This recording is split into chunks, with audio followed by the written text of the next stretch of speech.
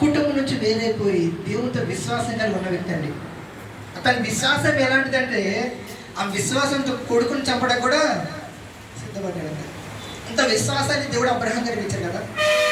అంత లేటుగా కొడుకు పుట్టాడు. 99 ఏళ్ళ కొడుకు పుడితే వెళ్ళి నాకు బలీమనంగానే వెళ్ళి సిద్ధపడిపోయాడు అట్లా. అంత విశ్వాసం దేవుడు అబ్రహాం గారికి ఇచ్చాడు. ఇక్కడ మనం చూసుకుంటే ఆ టైంలో అంట సొదొమ కుమార్ అనే ఒక పట్టణం ఉందండి. ఆ పట్టణం ఎలాంటిదంటే పాపానికి పుట్టిన పేరు అనొచ్చు, లేదా పాపంలో మునిగి తేలుతుందని కూడా అనొచ్చు. ఎలా తేలుతుందంటే దేవుడు అంటే తెలిసి పాపంలో ఎంజాయ్ చేస్తున్నారంట అన్ని రకాలుగా. అంత అన్ని రకాలుగా ఎంజాయ్ చేస్తున్న టైంలో అంట దేవుడు అనుకున్నాడంట ఈ పట్టణం ఇలా ఉన్నది కనుక దీన్ని నాశనం చేసేది ఎలాగైనా అనుకుని దేవుడు ఏం చేశాడంటే ఇక్కడ అబ్రహాం గారిని జ్ఞాపకం చేశాడు. ఇక్కడ చూడండి, అబ్రహాం గారిని జ్ఞాపకం చేసుకుని ఇక్కడ అబ్రహాం గారికి జ్ఞాపకం చేసిన ఏమంటాడంట, అబ్రహాం గారితో చెప్తాడంట, అబ్రహమా ఇది జరుగుతుంది ఇట్లా నాశనం చేద్దాం అనుకున్నాను అబ్రహాంతో చెప్తాడంటండి. అబ్రహాంతో చెప్తున్నప్పుడు అంట అబ్రహాం ఒక మాట చెప్తాడంట. అంటే అబ్రహాం గారు దేవుడితో బతిలాడతాడు. చాలాసేపు కాన్వర్సేషన్ జరుగుతుంది. ఒక 25 మందిని వదిలే ప్రభా, లేదా 5 వదిలే ప్రభా, ఒక 10 మందిని వదిలే ప్రభా, కానీ ఒక్కరు లేరని చూపించాడంట దేవుడు. అలాంటి సందర్భంలో తమ్ముడు కొడుకుని లోతునంట అబ్రహాం బతిలాడితే అబ్రహాం ద్వారా లోతు కుటుంబాన్ని కాపాడడం జరుగుతుందండి. అవునా? ఇప్పుడు దేవుని విశ్వాసం ఉంటే అతని కుటుంబం కూడా కాపాడబడుతుందని ఇక్కడ మనం చూడొచ్చు కదా. అబ్రహాం గారి విశ్వాసాన్ని బట్టేగా లోతు గారి కుటుంబాన్ని దేవుడు కాపాడింది. లేకపోతే లోతు ఎందుకు కాపాడాలి? ఇప్పుడు సొదొమ కుమార పట్ల లోతు ఉన్నాడంటే అతను కూడా ఏదో రీతిగా పాపం చేస్తూనే ఉండొచ్చుగా. అతని దగ్గర ఆస్తి ఉంది, అన్నీ ఉన్నాయి. ఆ టైంలో అతను కూడా ఏదో రీతిగా పాపం చేసి ఉండొచ్చుగా. చిన్న తప్పని చేయడం కదా. కానీ ఇక్కడ మనం చూసుకోవాల్సిన విషయం ఏంటంటే అబ్రహాం గారి విశ్వాసాన్ని బట్టి దేవుడు అంత లోతుని జ్ఞాపకం చేసుకున్నాడు అంటండి. అవునా? అయితే ఇక్కడ మనం నేర్చుకునే విషయం ఏంటంటే, సరే దేవుడు కృపను బట్టి అబ్రహాం గారి ద్వారా లోతు గారి కుటుంబం రక్షించబడింది. లేకపోతే సొదొమ కుమార పట్టణం బయటకు వచ్చారండి. వచ్చినప్పుడు దేవుడు ఒక మాట చెప్పినప్పుడు ఏం చేయాలంటే నేను మనం నిష్టంగా ఉండి లేకపోతే వినాలి కదా. వినకపోతే లేకపోతే ఏదైనా సంథింగ్ జరుగుతుంది. ఇక్కడ లోతు భార్య జీవితంలో కూడా అదే జరిగిందండి. ఆమె ఏంటంటే దేవదూతలంట బయటికి తీసుకొచ్చే టైంలో అన్నారంట, మీరు వెనక్కి తిరగొద్దు, చూడొద్దు. కానీ ఈ లోతు భార్యలో ఉన్న ఆకర్షణ లోక భార్య ఆలోచన ఏంటంటే లోక ఆశల్లో పడిపోయి, లేకపోతే లోక ఆలోచనలో ఉండిపోయి, లేకపోతే నా బంగారం ఉంది, నా గొర్రెలు ఉన్నాయి, లేకపోతే నా ఆస్తి ఉంది, లేకపోతే ఇంకా సంథింగ్ ఇంకా చాలా ఉన్నాయని చెప్పి ఆలోచన ఏం చేసిందంట, వెనక్కి తిరిగిందండి. ఈరోజు మనం వెనక్కి తిరిగే వాళ్ళలో ఉన్నామా, లేకపోతే ముందుకు వెళ్ళే వాళ్ళలో ఒక్కసారి ఆలోచించుకుంటాం. మన ఆధ్యాత్మిక జీవితంలో లోతు భార్యలో వెనక్కి తిరుగుతున్నామా, లేకపోతే ఇంకో సందర్భాల్లో దేవుని మార్గంలో ముందుకు పరిగెత్తున్నామా, ఒక్కసారి మనం క్వశ్చన్ చేసుకోవాలండి.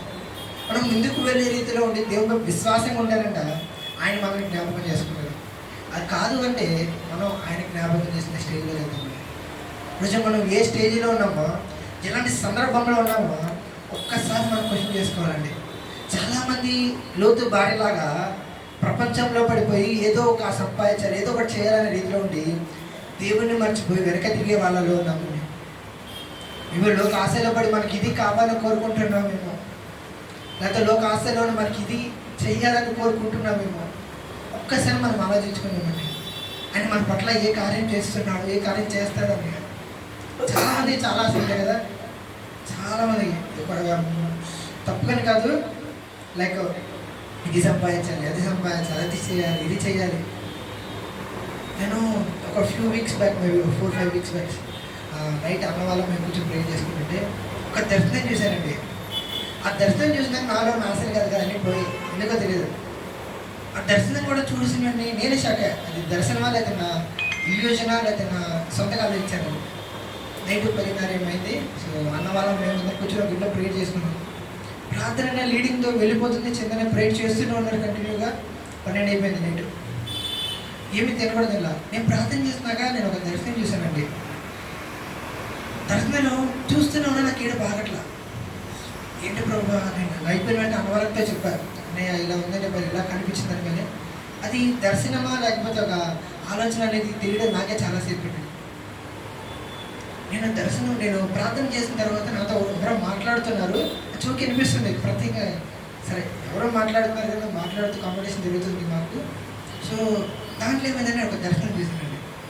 ఆ దర్శనం ఏంటంటే మా వంశంలో ఇలా నాకులాగా పాస్టర్ చేసి ఇలా సేవ చేస్తున్న వ్యక్తి లేరు మా వంశంలో. నేను కనుక్కుంటే ఏంటంటే ఎవరు లేరు ఇప్పుడు దాకా చేసినది. మా వంశం, మా తాత వాళ్ళ కుటుంబం చూసుకుంటే అందరూ హిందూస్ కానీ అన్నిలో ఉన్న వ్యక్తులే. అయితే నాతో ఒకళ్ళు మాట్లాడితే ఆ వాయిస్లో ఏం చెప్తుంది, నాదే చెప్తుందంటే నాకు ఒక చూపించి, ఇది మీ వంశం, నువ్వెందుకు ప్రార్థన చేస్తావని చెప్పిందండి. నాకు చూపించిందండి సార్. నా దర్శనం నేను చూసిన అంటే జనాలు చాలామంది నమ్మరు కానీ నరకమంటారు సార్. ప్రత్యేకంగా ఫస్ట్ టైం చదవండి. అది చూసి నాకు నాలో ఆశలు కోరిక మొత్తం చనిపోయాయి. మా మొత్తం తన ఉంటా నాకు తెలియదు. ఆయన మొహన్ ఫస్ట్ టైం నేను అక్కడ చూశాను. మా మొత్తం అంటే నీకెలా తెలుసు నువ్వు ఇప్పుడు చూడలేదు కదా అంటారు. చెప్తే పోలికలు అలాగే ఉన్నారంటారు. అదే మాట ఆ నరకం కూడా ఎలా చేస్తుంది సార్. లాభం అంటారు సార్, ఎలా పొంగుతుందో అలా పొంగుతుందండి. అలా పొంగుతున్న టైంలో జనాలు అరుస్తున్నారు. ఎలా అరుస్తున్నారంటే అరుపులు కూడా పెద్ద పెద్దగా అలా అరుస్తుంటే లోయలో ఆ లావా అగ్నికలం ఉంటే ఆ లోయ పైన ఒక కొండ ఉందండి. కొండ పైన ఒక సింహాసనం, పెద్ద సింహాసనం. ఆ సింహాసనం కూర్చున్నాడు. ఆ సాతాను కూడా చాలామంది అనుకుంటారు లేదా భయంకరంగా ఉంటారు, అస్సలు కూడా ఉంటున్నాడు. సాతాను కూడా అక్కడ కూర్చుని సుందరంగా కూర్చుని కాలు మీద కలిసి కూర్చుని నవ్వుతున్నాడండి. చూస్తున్నాను నేను, కానీ దర్శనంగా తిరిగిట్లా నాకు కాబట్టి నవ్వుతూ ఉన్నాడంటే. వాళ్ళందరూ అరుస్తుంటే పెద్ద పెద్దగా కోట్ల మంది సైన్యం ఉంది ఆయన వెనకాల. కోట్ల మంది, లక్షలు కూడా కాదు, కోట్ల మంది సైన్యం ఆయన వెనకాల ఉండేవాడు. నవ్వుతున్నాడండి కింద జనాలను చూసి. ఆ జనాలు నాతో ఒక వ్యక్తి చెప్పాడండి, ముత్తాత గారి పేరు నాగేశ్ అంట. ఆయన అక్కడ ఫస్ట్ చూసి అంటే ఎంతమంది జరగలేదు. మా ముత్తాత వాళ్ళు ముత్తాత అనుకోని 5వ తరం, నాకు అసలు ఆయన ఎవరో కూడా తెలియదు. అయితే ఆయన నాతో చెప్తున్నాడు, ఒకటే మాట అన్నాడు, అరే చిన్న, నేను ఇలా 10 ఎకరాలు సంపాదించాను, నా ఆస్తి నేను విస్తారంగా సంపాదించాను, కానీ నా జీవితం ఇది, నేను ఇక్కడికి వచ్చానని అరుస్తా ఏడుస్తా చెప్తున్నాను నాతో. నాకు అర్థం కాలేదు అసలు ఎవరైనా అనుకున్నా. ఆ తర్వాత మా నాన్నమ్మ చేశానండి. మా నాన్నమ్మ గారు ఏంటంటే చాలా ప్రార్థన పరులు. ఎంత ప్రార్థన పరులు అంటే నైట్ కొనుక్కునేది కాదు. ఎంత ప్రార్థన చేసేదంటే నైట్ కొనుక్కోకుండా మా కోసం వెయిట్ చేసేదండి. అంటే ఆమె యాక్చువల్గా విగ్రహారాధన నుంచి వచ్చింది. విగ్రహారాధనలో మునిగి తేలిపోయింది బాగా. అలాంటి వ్యక్తి మారినాక దేవుళ్ళు కూర్చొని ప్రార్థన చేసేదండి. అలా ఆయన కూడా చనిపోయినాక ఒక్కటే కూర్చుని నైట్ ప్రార్థన చేస్తుండేది. తిన్నలో తినేది కాదు. అలాంటి వ్యక్తి ఏమైందంటే ఈ లోక ఆశల్లో పడిపోయి, ఆస్తి అంటే తప్పగానే కాదు, ఆమె చాలా సంపాదించారు, కానీ ఈ కోరికల్లో పడిపోయి ఆమె చివరి దినాల్లో ప్రార్థన చేయడం మర్చిపోయింది. నేను అనుకున్నాను ఆమె అంతా ప్రార్థన చేస్తుంది కదా, పరలోకానికి వెళ్తుంది ఇలా అనుకున్నానండి. చివరి దినాల్లో ప్రార్థన చేయడం మర్చిపోయాను. అస్సలు చేసేది కాదు. చివరి దినాల్లో హ్యాపీగా బతికడం, అంటే హ్యాపీగా కదా, కష్టాల్లో బతికింది కానీ దేవుడిని మర్చిపోయింది. నేను ఫస్ట్ టైం అక్కడ చూసానండి, తట్టుకోలేకపోయింది ఏడు. మా అమ్మతో చెప్తాను, మా అమ్మ కూడా ఏడు బాగా, అమ్మ అంతా ప్రార్థన చేసేది కదా మా నాన్నమ్మ, ఎందుకని ఫస్ట్ టైం అక్కడ చూస్తే నాకు ఏడు బాగలేదు. ఏంటి నాకు నరకంలో ఎందుకని ఎలా అరుస్తున్నారు జనాలు, రోదానికి అడ్డం లేవండి. వాళ్ళు మా నాన్నమ్మ కూడా నాదే చెప్తుంది, ఎంత సంపాదించిన లోకంలో ఎంతన్నా ఇదే పరిస్థితి. అంటే ఇప్పుడు ఉన్న ప్రజెంట్ లోకంలో చాలామంది ఎలా ఉన్నారు తెలుసా, వీటి గురించి ఆలోచిస్తాను కదా, ఆస్తి సంపాదించాలి, మిగతా సంపాదించాలి, లేకపోతే ఇది చేయాలి అది చేయాలి లోకంలో అంటున్నారు. కానీ ఇది చూసి నాకు నేను అనుకుని చేసినానంటే ఇవేం నాకు వద్దు ప్రభు, నీ సేవ ఒకటి చేసేవాళ్ళు. మా తాతగారు నేను ఫస్ట్ టైం అదే చూడడం, ఆయన నాతో చెప్పడం అదేనంటే, నేను ఎంత సంపాదించా, ఇది పరిస్థితి నాది, నేను దేవుడిని నమ్మాల. ఫస్ట్ టైం అండి. ఈరోజు చాలామంది జీవితాలు అలాగే ఉన్నాయండి. ఏదో సంపాదిద్దామా, లేదా ఏదో చేద్దామా, లేకపోతే ఇలా చేద్దామా అలా చేద్దామన్న స్టేజ్లో మనం ఉన్నామేమో. ఒక్కసారి మనం ఆలోచించుకునే విషయం తెలుసా, లోకంలో ఏది సంపాదించినా పెడతాడు. ఇన్ని కోట్లని ఉన్నాయి, ఇన్ని లక్షలైనా ఉన్నాయి, అది ప్రతి ఒక్కరికి మనం ఈరోజు ఒక్కసారి మిమ్మల్ని మీరు క్వశ్చన్ చేసుకోండి. దేవుడు మనల్ని జ్ఞాపకం చేసిన రీతిలో ఉన్నామా, దేవుడు మనల్ని జ్ఞాపకం చేసుకునే రీతిలో ఒకసారి వచ్చి. చాలామంది ఈ రోజుల్లో మనుషులకి దేవుడిని జ్ఞాపకం చేసుకుంటారండి. దేవుడు మనల్ని జ్ఞాపకం చేసిన రీతిలో మనం వెళ్ళాలి. మేబీ తప్పులు అందరం చేస్తాం, ఆయన ముందు ఒప్పుకొని రక్షించబడాలండి. ఆత్మీయంగా మనం రక్షించబడాలి. ఈరోజు రాత్రి ఆయన రాబడి వస్తుందండి, మనం అక్కడికి వెళ్తాం. ఇదొక్క మాట మీరు క్వశ్చన్ చేసుకుంటాం, మనం వచ్చేస్తాం.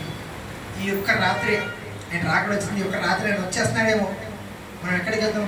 పరలోకానికి వెళ్ళే వారే ఉన్నామా, లేదా నరకానికి వెళ్ళే వారికి ఒక్కసారి కోచింగ్ తీసుకున్నాం.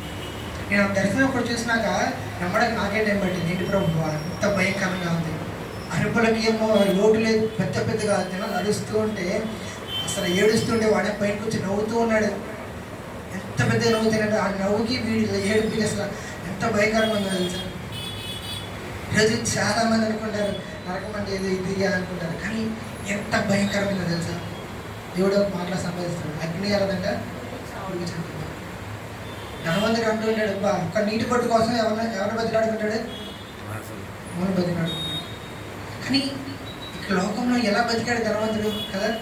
ఒక్కసారి మనల్ని క్వశ్చన్ చేసుకుంటున్నాడు, మన ఆత్మ జీవితం ఎలా ఉంది? లేకపోతే ఒక అడుగు మనం ముందుకు వెళ్ళామా, లేదా ఒక అడుగు వెనక్కి తగ్గిపోతున్నామా? లేకపోతే మన సమస్య ద్వారా మనం ముందుకు వెళుతున్నామా, వెనక్కి వస్తున్నామా? ఒక్కసారి మిమ్మల్ని క్వశ్చన్ చేసుకోండి. నేను ఒక్క ప్రార్థన చేసి ముగించేస్తాను, కళ్ళు మూసుకుందాం. ఈరోజు మనం మన ఆత్మీయ జీవితంలో ఎలా మనం క్వశ్చన్ చేసుకుంటున్నాం? మనం దేవుని మార్గంలో ఉన్నామా? దేవుని మార్గంలో మనం వెళ్ళామా లేదా అని క్వశ్చన్ చేసుకుంటాం. మనం దేవుని మార్గంలో ఉంటే ఒక స్టెప్ ముందు ఉన్నామా, వెనుకున్నామా? మహాపరిషత్ పీపుల్ జరుగుతుంది. దేవా మీకే వేలాది పరిస్థితులు ఇస్తే తండ్రి ప్రభా, గడిచిన కాలం మొదలుకొని ఈ కాలంతో మాకు ఇచ్చిన మీకే వేలాది పరిస్థితులు ఇస్తే తండ్రి. అయ్యా ఇచ్చిన సమయాన్ని బట్టి మీకు వందనాలు తండ్రి ప్రభా. లేకుండా ప్రతి ఒక్క బిడ్డను మీరు జ్ఞాపకం చేసుకుంటండి దేవా. అయ్యా ఏ మార్గంలో మేము ఉన్నా మమ్మల్ని సిద్ధపరచండి దేవా ప్రభా. అయ్యా మిమ్మల్ని జ్ఞాపకం చేసిన స్టేజ్లో మీరు మమ్మల్ని జ్ఞాపకం చేసే వీటిలో మేము ఉన్నాం లేదా మాకేమన్నా తండ్రి ప్రభా. అయ్యా మీకే వందనాలు తండ్రి ప్రభా. నా ప్రతి ఒక్క బిడ్డ విన్న మాటలు బట్టి మీకే వందనాలు తండ్రి ప్రభా. అయ్యా వాళ్ళ ఆత్మకి ఇంకా అత్యధిక ఎరుగకుమని మీరు దయచేయండి తండ్రి ప్రభా. ప్రతి ఒక్క బిడ్డతో మీరే మాట్లాడండి తండ్రి ప్రభా. ఇక్కడ ప్రతి ఒక్క బిడ్డతో మీరు ముందుండి నడిపించండి దేవా ప్రభా. ఇక మొదటి దినాన్ని మొదటి ఆదివారాన్ని మాకు ఇచ్చినందుకు మీకు వేలాదిగల స్థితులు స్తోత్రాలు తండ్రి ప్రభా. మీరు దీవించి కాచి కాపాడమని వచ్చిన చిన్ని ప్రాథమిక చర్యలుగా ముగిస్తుంది. ఏ సైత పరిస్థితులు వేడుకున్నాం తండ్రి.